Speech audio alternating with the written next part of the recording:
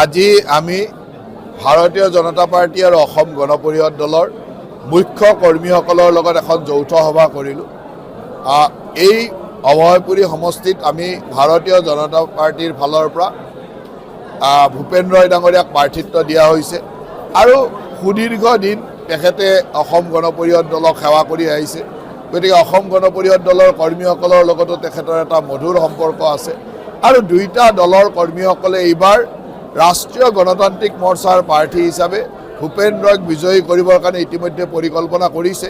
মই আহি মাত্ৰ কৰ্মীসকলক লগ কৰিলোঁ আৰু সকলোৰে উৎসাহ দেখি মই নিশ্চিত যে ভূপেন ৰয় ডাঙৰীয়াই বিপুল ভোটৰ ব্যৱধানত বিজয়ী হ'ব, তাত চিন্তা কৰিব লগা নাই। সকলো মানুহৰ আইডেণ্টিটিটো দলৰ লগত থাকে, দল মাইনাছ কৰি কাৰো আইডেণ্টিটি নাথাকে। আজি মোৰো কোনো দলক বাদ দি আইডেণ্টিটি নাই।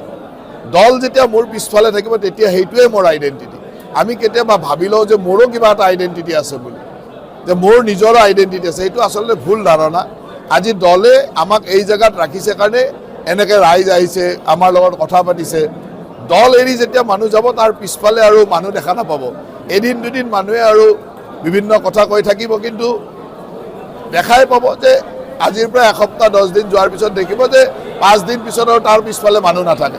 গতিকে দল বাদ দিলে, দলক বাদ দি কাৰো এটা আইডেণ্টিটি নাথাকে। খুব কম মানুহ আছে যে নিজক দলক বাদ দি আইডেণ্টিটি কৰিব পাৰে।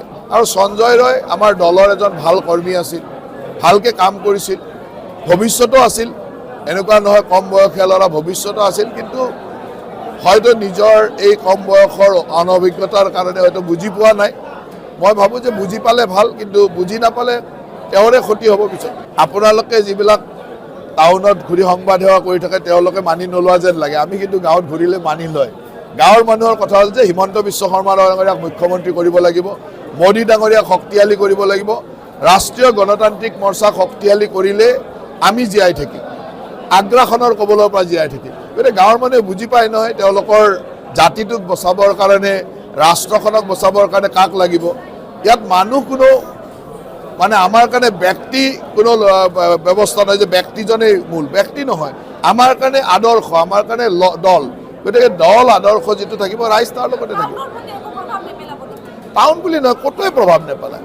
এই কথাবিলাকে ক'তো প্ৰভাৱ নেপেলায় এইকাৰণে যে অসম গণ পৰিষদ দলৰ কাৰ্যকৰ্তা হিচাপে ভূপেন ৰয় ডাঙৰীয়াই 40 বছৰ কাম কৰি আহিছে। সেই মানুহখিনিৰ লগত তেওঁৰ ব্যক্তিগত সম্পৰ্ক আছে। ভাৰতীয় জনতা পাৰ্টি হ'ল এটা সুশৃংখলিত দল।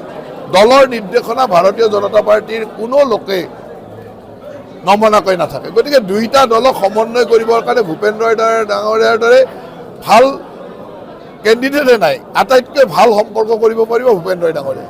আমি যেতিয়া নিৰ্বাচনলৈকে যাওঁ তেতিয়া ক্ষোভ নাথাকে। ক্ষোভ থাকে যেতিয়া আমি নিৰ্বাচন বাদ দি বাকী সময়ত।